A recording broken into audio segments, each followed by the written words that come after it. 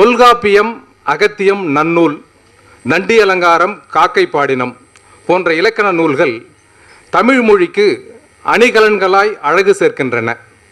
தமிழ்ச்சங்கத்தில் என்னை போன்ற வளரும் கவிஞர்களுக்கு தலைமை கவியாக இருப்பவர் திரு மாதுக்கண்ணன். கணிதத்தின் மகாகவி என்ற இந்த புதுமையான நூலின் புரட்சிகரமான கருத்துக்களை தனது அறிமுக உரையில் எடுத்து இயம்பி இந்நூலுக்கு அழகும் நமக்கெல்லாம் மகிழ்வும் வாரி வழங்க வருமாறு தனது அறிமுக உரையை தருமாறு தமிழ்ச்சங்க பொதுச் செயலாளர் திரு மாதுக்கண்ணன் அவர்களை அன்போடு அழைக்கிறோம். அனைவருக்கும் வணக்கம். சென்னை திருமுக ஆணையத்தின் தலைவர் அவர்களுக்கும் தலைமை பொறியாளர் அவர்களுக்கும் இந்த நூல் வெளியீட்டாவின் நாயகன் தமிழ்ச்சங்க தலைவர் ஐயா திரு க நடராஜன் அவர்களுக்கும் தொழிற்சங்க தலைவர்களுக்கும் எனது அன்பு ஊழியர்களுக்கும் தமிழ்ச்சங்க உறுப்பினர்களுக்கும் ஆர்வலர்களுக்கும் என்னுடைய நன்றியை தெரிவித்துக் கொள்கிறேன். இப்போ நான் அறிமுகப்படுத்த இருக்கிற புத்தகம் கணிதத்தின் மகாகவி. இந்த புத்தகத்தை நான் ஒரு 3 கேள்விகள் கேட்டு அறிமுகப்படுத்தலான்னு சொல்லிக்கிறேன். ஏன் இந்த நிறைய பேர் இருக்காங்க உலகத்தில், கப்பலுடைய தமிழன் இருக்கார், பாரதியார் இருக்கார், நம்ம துறைமுகத்தையும் நிறைய பேர்லாம் வச்சுருக்கோம். ஏன் ராமானுஜத்தை பற்றி ஒரு புத்தகம் எழுத வேண்டும் அப்படின்னு நம்ம நடராஜன் ஐயா யோசிச்சார் அப்படின்னு நான் யோசிக்கும் போது 1928 ஒரு ஜிஓ, ஒரு அரசாணை வெளியிடப்படுகிறது. ஆம்ஸ்டாங் சேர்மனாக இருந்தபோது அதில் இந்தியனைசேஷன் இன் சென்னை போர்ட், அதாவது இந்தியர்களை அதிக அளவில் அதிகாரிகளாக துறைமுகத்தில் வேலைக்கு சேர்ப்பது என்பது. எனக்கு தெரிந்து அந்த பார்வையெல்லாம் வந்ததுக்கு காரணம் சென்னை துறைமுகத்தில் ஒரு கணித மேதை ராமானுஜம் போன்றவர்கள்லாம் வேலை செய்ததுனால்தான் இந்தியர்களுக்கும் நாம் நிறைய பங்கு கொடுக்கணும்னு ஸ்பிரிங்கவன் ஏற்றி வச்ச விளக்கு அடுத்து வந்த சேர்மன் ஆம்ஸ்டாங் அவர்களுக்கு புரிந்து அதை எடுத்தார், முன்வைத்தார் அப்படின்னு எனக்கு தோணுச்சு. இன்னொரு விஷயம் தோணுச்சு. இந்த ராமானுஜம் அவர்களுக்கு ஒரு குரு இருந்தார் சென்னை துறைமுகத்தில், நாராயண ஐயர் என்பவர். அவருடைய மருமகன் டிவி வெங்கட்ராமன் அப்படின்னு சொல்லி அவர் சென்னை போர்ட்ஸில் ஒரு இதுவும் இருந்தார். துறைமுகத்தில் பார்த்திங்கன்னா போக்குவரத்து மேலாளராக இருந்து சேர்மன் ஆனவர். அவர் 1950 என்ன பண்ணுறாரு, துறைமுகத்தில் ராமானுஜம் பற்றி இருந்த எல்லா கோப்புகளையும் எடுத்து இது நம்ம துறைமுகத்தில் இருப்பதை இது இந்தியாவின் சொத்து, இந்திய ஆவண காப்பகத்தில் இருக்குன்னு சொல்லிட்டு அப்போ இருந்த ரயில்வேஸ் டிரான்ஸ்போர்ட் மினிஸ்டர் மூலமாக அதை ஒப்படைக்கிறார். அப்போ ஒரு செய்திக்குறிப்பு வெளியிடுறாங்க, துறைமுகத்தில் இதனுடைய மைக்ரோ ஃபிலிம் எல்லாத்தையும் துறைமுகத்தில் ஒப்படைக்கப்படும்னு. அது ஒப்படைக்கப்பட்டதா, இருக்கிறதா, இல்லையா என்கிற கேள்விகள் எல்லாம் இல்லை.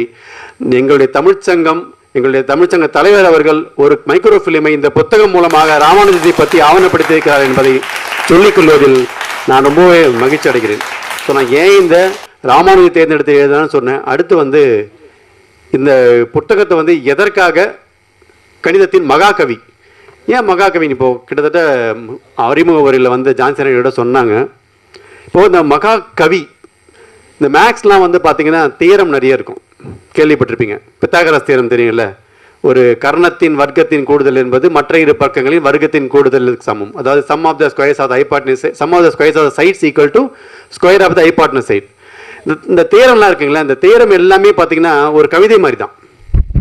ராமானுஜம் என்ன பண்ணாருன்னா கிட்டத்தட்ட 3990 கிட்டத்தட்ட தேரங்கள் நிறைய தேரம், ஃபார்முலா இதெல்லாம் எழுதியிருக்காருங்க. அதாவது கணிதத்தில் அவர் பார்த்தீங்கன்னா முக்கியமாக அவருக்கு மனசில் கவிதை மாதிரி தோணும், எழுதிடுவார். ப்ரூஃப்லாம் எழுத மாட்டார். அவர் இங்கே இல்லை, எல்லாம் அவரை பற்றிய அவருடைய குறிப்புகளை நோட்டு புத்தகங்களை பார்த்த எல்லாருமே கேட்குறது என்னென்னா, தேரம் இருக்குங்க, ப்ரூஃப் எங்கே அப்படின்னா. இல்லை இது கரெக்டாக தாங்க இருக்கும், நீங்கள் வேணால் வெரிஃபை பண்ணி பார்த்துங்க. இன்றைக்கி வரைக்கும் வெரிஃபை பண்ணி பார்த்துருந்தாக்கா இங்கே எல்லாமே சரியாக தான் இருக்குது. அந்த அளவுக்கு தேரங்கள், அதாவது கணிதத்தில் தேரம்ன்றது கவிதை மாதிரி. அதனால தான் எனக்கு தெரிஞ்சு எப்படி இந்த பெயரை யோசிச்சாருன்னு தெரியல சார். கணிதத்தின் மகாகவி அப்படின்ற ஒரு மிக பொருத்தமான ஒரு பெயரை தேர்ந்தெடுக்கிறார். அடுத்து பார்த்தீங்கன்னா இப்போது ஏன், எதற்கு, எப்படி இதை கவிதையின் அடியில் எழுத வேண்டும் என்று தோன்றியது என்கிற ஒரு கேள்வி இருந்தது. ஒரு சாதாரண மனிதன், தனக்கு பிரியமானவள் மழையில் நனைந்து வருகிறாள், அவளுக்கு மழையில் நனைவது ரொம்ப பிடிக்கும். கிட்ட சொல்கிறான், நீ மழையில் நனைஞ்சு வரது பார்க்கறது ரொம்ப அழகாக இருக்குது அப்படின்னு. ஒரு சாதாரண மனிதன் அப்படி தானே சொல்லுவோம். ஒரு கவிஞன் பார்க்கிறான், அவனுடைய பிரியமானவள் மழையில் நனைந்து வருகிறாள். அவன் என்ன சொல்கிறான், நான் மழைக்குள் ரசிக்கும் மழை நீ. இப்படி சொன்ன உடனே நமக்குள்ள ஒரு மேஜிக் வருதுல்ல. அந்த கவிதைன்னு சொல்லும் போது ஒரு விஷயமே எப்படி பிரமிப்பு, அப்படியா அப்படின்ற மாதிரி அந்த மாதிரி பிரமிப்பு வர வைக்கிறதுக்கு தான் இந்த புத்தகத்தை கவிதை நடையில் எழுதியிருக்கிறது. ஏன்னா ராமானுஜத்தை பற்றி நம்ம அந்த கவிதை நடையில் பார்க்கும்போது அப்படியா அப்படின்ற மாதிரி சாதாரணமாக படிக்கும்போது ஒரேடியாக படிச்சுட்டு போயிடுவோம்.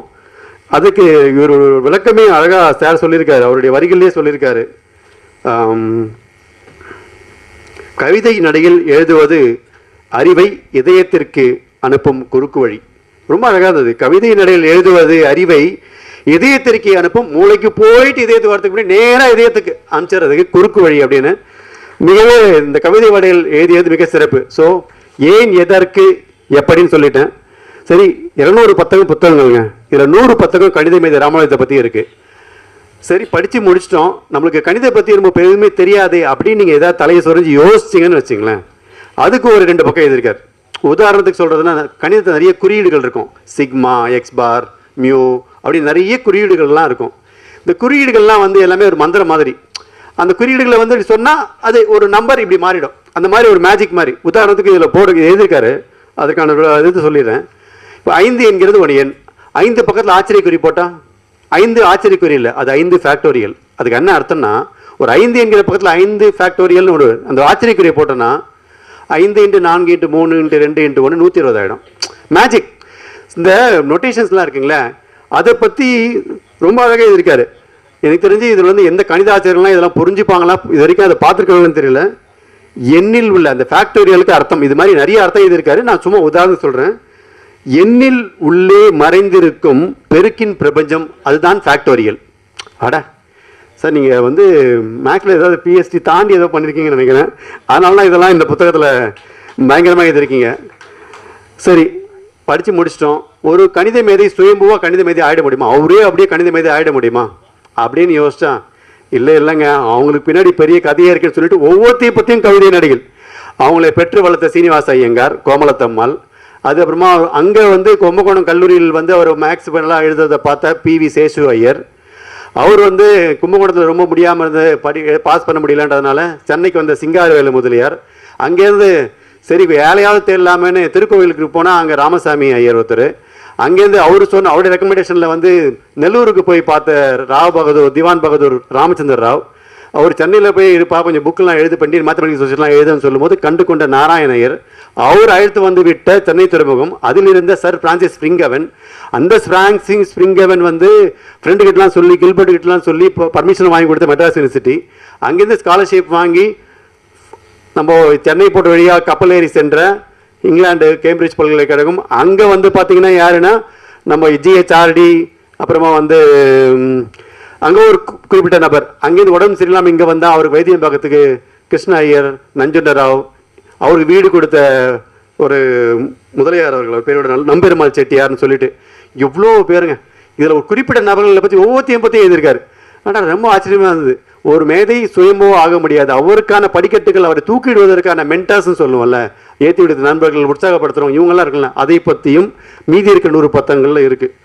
சரி, இதெல்லாம் படித்து முடிச்சிட்டோமா இந்த புத்தகத்தை அப்படின்னு நினச்சிட்டு, சரி கணித மேதை ராமானுஜம் மட்டும்தான் மேதையா, வேறு யாரா இருக்காங்களா இந்தியாவில் அப்படின்னு யோசிச்சா, ஆரியப்பட்டா, வராகிமிகர், பிரம்மகுப்தர், பாஸ்கரர் 1, 2, மகாவீரர், ஸ்ரீதரர், தம்புரான், நாராயணபத்தர் அப்படின்னு இது வரைக்கும் அகழ்வாராய்ச்சி கீழடியில் ஏதாவது கிடச்சிதான்னு தெரியல. அதையும் தாண்டி போய் அகழ்வாராய்ச்சி பண்ணி யாரெல்லாம் இது வரைக்கும் இந்திய வரலாற்றில் கணித மேதைகளாக இருந்தாங்களோ அவங்கள பற்றியும் இந்த புத்தகத்தில் எழுதிட்டாருங்க.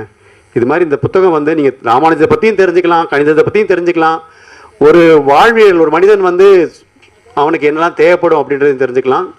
இது மாதிரி இந்திய கணிதத்துறையில் என்ன இருக்குது அதெல்லாம் அப்படியும் தெரிஞ்சுக்கலாம். இந்த மாதிரி ஒரு முழுமையான புத்தகம். கடைசியாக ஒரே ஒரு வரி மட்டும் சொல்லி முடிச்சிடறேன் நான்.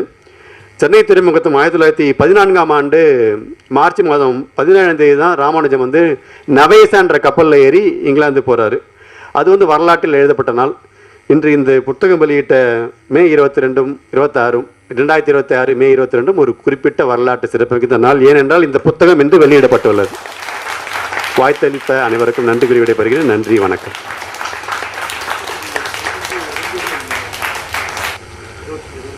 நன்றி மாது. சிறப்பான அறிமுக உரை மூலம் கணிதத்தின் மகாகவிக்கு மகுடம் சூட்டிய கணித ஆசிரியர், அது யாருன்னு கேட்குறீங்களா? அவர் கணித ஆசிரியராக இருந்தார், திரு மாதுக்கண்ணன் அவர்களுக்கு மனமார்ந்த நன்றிகள்.